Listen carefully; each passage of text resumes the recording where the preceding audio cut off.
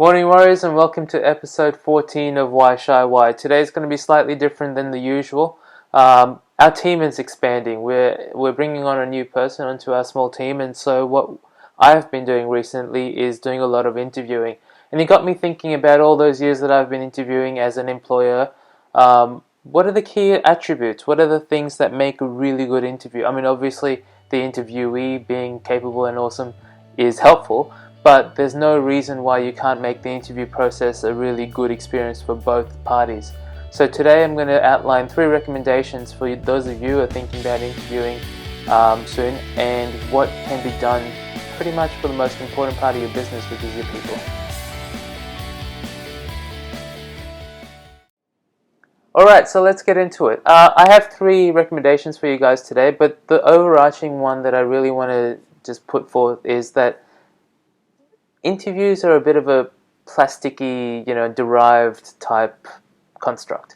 They're really not conducive to information flow, which is exactly what we're trying to get out of it. So be a little bit careful when you are bringing someone in for an interview.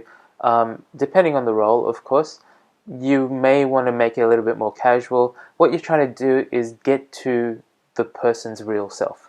Not the facade they put on because they feel like they're going into an interview and they have to have all the answers and blah, blah, blah, but the real person, because you're going to be working with those people for 8 hours a day minimum, and so you're going to get to see those people at that point. You might as well know who they are before they join into your team, and vice versa. They need to know who you are as well, right? The good, the bad, the ugly.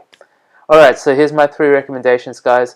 Number 1, I always ask a macroeconomic question first. It really opens people up, especially in a field where I see analytical people all the time, as developers, for example, in the tech industry.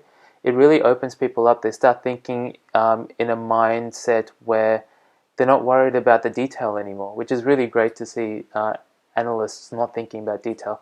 So my favorite one is, what do you think are the 3 biggest concerns in the tech industry today?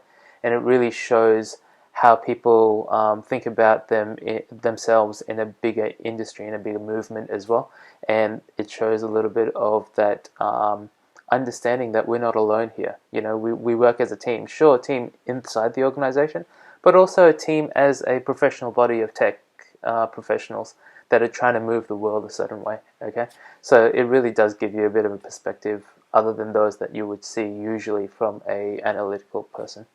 The next part of my interviews, I talk a lot about motivation. In fact, I tend to talk more than they do, but I find I throw questions in there that really do reach to the heart of what motivates that applicant.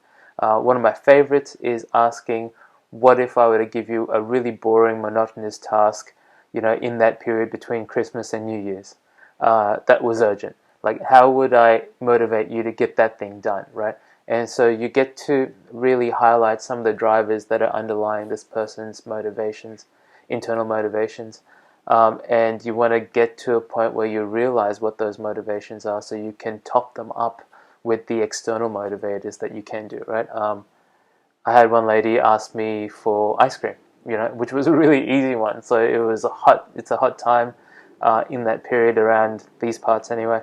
And so ice cream was a really simple one. Other people will say, just encourage me, in which case I dig a little bit deeper, because you really want to know what is it that will motivate these people to work at the lowest of their lowest motivation times. And that happens to all of us, so that's something that we need to know.